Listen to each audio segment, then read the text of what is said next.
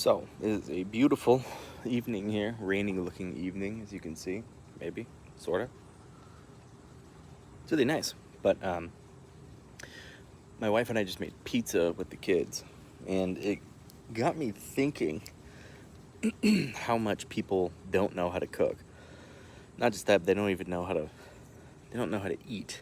It's bizarre. But I wanted to talk about that because I was trained several years ago, and I learned a lot about health and diets and things like that. So all diets actually share the same traits. So they operate based usually on some kind of macro setup.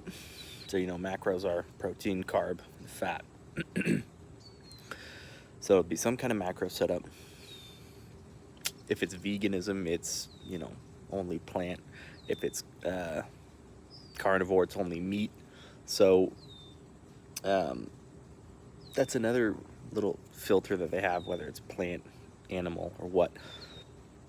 And another filter that they have is when you eat. So you've probably heard of intermittent fasting, and that's basically eating once or twice a day. So it crams all of your calories into a small time frame. There's actually, and I never tried it, so I don't know how it works. There was one diet that I heard of where people would eat. They would basically just eat like squirrels. They'd just snack throughout the day. So they would eat, they would select some kind of 100 calorie thing, whether it's like a bar or like whatever, like a little serving of beans and rice or serving of meat or whatever. There'd be 100 calories, 150 calories, and they would eat it like 7 times a day. But you see, they're only consuming like 800, 900 calories. So they're reducing calorie intake, and they're sort of keeping themselves satisfied and occupied by eating little bits throughout the day. And they had a really stupid theory. This is why I never tried it. But what was the theory? They said something like, yeah, we eat so many times a day when we're babies. Why would we change it? And it's just sort of like, well, we also sleep like 5 times a day when we're babies, and we don't do that as adults. Anyway, it was just, I'm just saying that because I thought it was interesting that it existed. I don't know if it works. I don't know if it's smart. I don't think it is, but some people claim that it worked for them, so whatever. Another thing, so the macro thing is a big deal. So a lot of people say, I just can't eat carbs, can't eat carbs, can't eat carbs. And that's not true. You actually should eat carbs, and you should eat quite a bit of carbs. Most people really should eat quite a bit of carbs. You have to sort of experiment to find out what your macro balance should be. I don't do very well with carbs. I do best with fat and protein. So what I used to do was sort of like 1-1-1. So, or 33.3%, basically, the same serving of fat, carb, and protein was what I was doing, and it was working really well for me. In fact, so when I started experimenting, I was eating really, really small amounts of fat, and it was bizarre. I started eating fat, and within a week, I lost 5 pounds. And back then I was pretty lean. I was really, really, really small, but I was lean too. And I still lost 5 pounds just by consuming more fat. It was crazy. So maybe that's you, maybe it's not. Maybe you can handle more carbs. What I can tell you is there are carbs that you shouldn't eat, and there are carbs that you should eat. So rice is pretty much universally good. Jasmine rice, basmati rice. If you can't stand rice, there's actually washing methods that you can do with rice. If you haven't heard of that, now you have. You basically wash the rice until the water runs clear through it. So you get a little strainer, you put some rice in it, and you just cold water through it. And you just keep doing it until the water becomes clear. This little bastard mosquitoes flying around. And then some carb, rice, sweet potato is also really good. normal potatoes are pretty good. Usually what you're trying to avoid with carbs is like enriched wheat shit, which is like any kind of breaded whatever, breaded chicken and that kind of shit. Any kind of, you don't want to be eating cereal, be like in like fucking Pop-Tarts and shit. Like, you're not 15 anymore, man. You shouldn't be eating that shit. So put that shit in the trash. So another key thing is always look at ingredients. Always look at the ingredients of what you're eating. Another thing to avoid, like the freaking plague, is any kind of seed oil. So this is canola oil, this is safflower oil, this is rapeseed oil, this is, God, there's a million of them. But anyway, you want to stick to, number one, olive oil, avocado oil, coconut oil. What else is there? I think that's about it. Ghee is good, and butter. Those are kind of what you're working with. Duck fat is actually good too. You can use duck fat. I researched this recently. It has good fat makeup. Duck fat does. Kind of expensive though. But it's a good way to spice things up. It's a good way to, it has a high heat tolerance. God damn, man, these things are devouring me.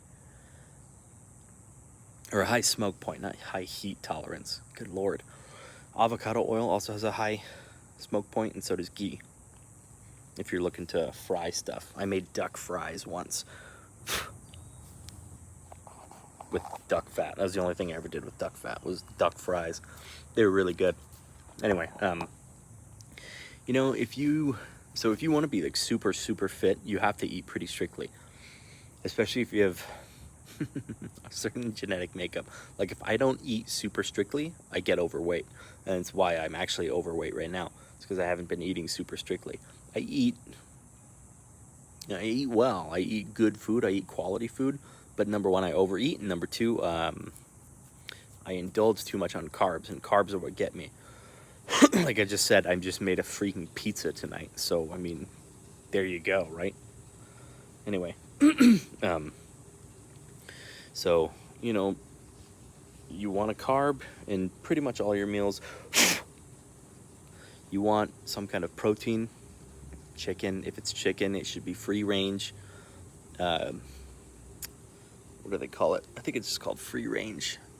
It's like being cage free isn't quite enough. Being cage free is a good start, but it's not quite enough. You want anything pasture raised. That's the term I'm looking for.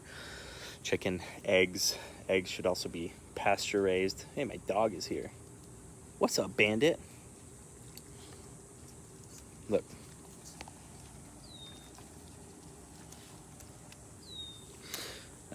But pasture-raised chicken and eggs. You want grass-fed beef. If you can get quality pork, I think they call that. I don't know what the hell they call that, actually. I don't really buy much pork. If I am getting pork, I get it from a place called Butcher Shop, which is like supposedly, the most ethical meat out there. And that's another thing. You can't really ever know. You know what I mean? Like, your best bet is really just going to some kind of farmer's market, some kind of local farmer's market, and hooking up with the farmers there and sourcing from them.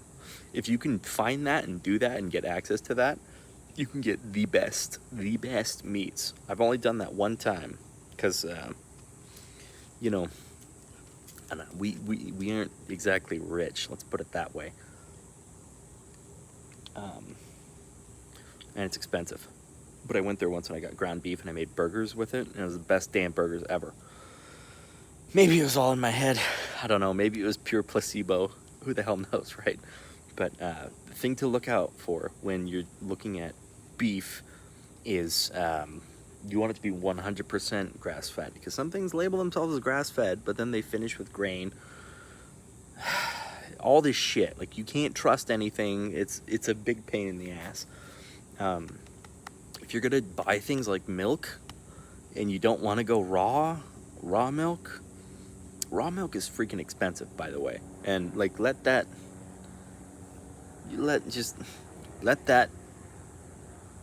speak the truth to you, right? What do you mean? It costs more to like keep it raw than it does to like put it through this process of pasteurization. What the hell? How does that make sense? That makes no sense. These fucking mosquitoes are devouring me. Anyway, it's stupid. It's stupid as hell. But like a quart of raw milk is like $7 or something. It's nuts. But if you are gonna be consuming that shit, you want it raw. If you aren't able to get it raw, or you can't afford it, or whatever, the next best bet is 100% grass-fed. They have grass-fed milk, 100% grass-fed milk, and it's better. You can notice a difference when you taste it. It tastes different. I need bug repellent next time I do this outside. This is ridiculous. Anyway, I'm just saying this because I'm thinking about my kids. My kids drink milk, but I only buy grass-fed stuff. And I'll never buy the other shit. And it is what it is. You know what I mean? You can sit around, you can fucking fret about shit, or you can just, do what you know you're gonna do. So this is another thing that I had to learn. Like, yeah, sugar's bad for you, but if you like eating your goddamn oatmeal with brown sugar in it and cinnamon, just eat the damn brown sugar. Just limit how much brown sugar you put in it, right? But just eat the damn brown sugar, man. Like, it's not the end of the world to have, like, a couple pinches of brown sugar in your oatmeal. Your body can take it, I promise. As long as you're being physically active, your body can handle it. It's more important, listen to me, it's not about, like, I'm gonna be super fucking Nazi mode with my food.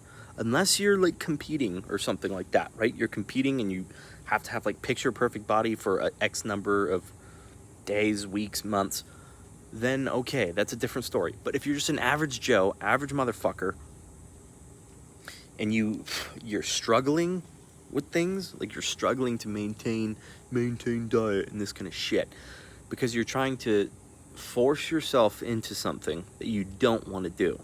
And this is really that's never gonna work. It's never gonna work. I'll tell you this right now. So the idea is to find the healthy things that you will eat consistently, or explore how to make healthy things good in a way you enjoy it, where you will eat it consistently. So you like salsa on your eggs? You gotta have that fucking salsa, right? You like goat cheese on your eggs? Okay, then goat cheese it is, right? Again, like, you can handle some amount of that, but you do have to be aware of the amount of calories you're taking in and these kinds of things, and how much fat you're consuming, how many carbs you're consuming. You want at least some kind of idea of that. Anyway, this is just cooking food video. I don't know, it baffles me, because you encounter people and they're like, yeah, flaming hot Cheetos, bro. And it's like, you fucking serious? These people, like, yeah, my diet is like flaming hot Cheetos, Pop-Tarts, and cereal. Huh? It's like, what?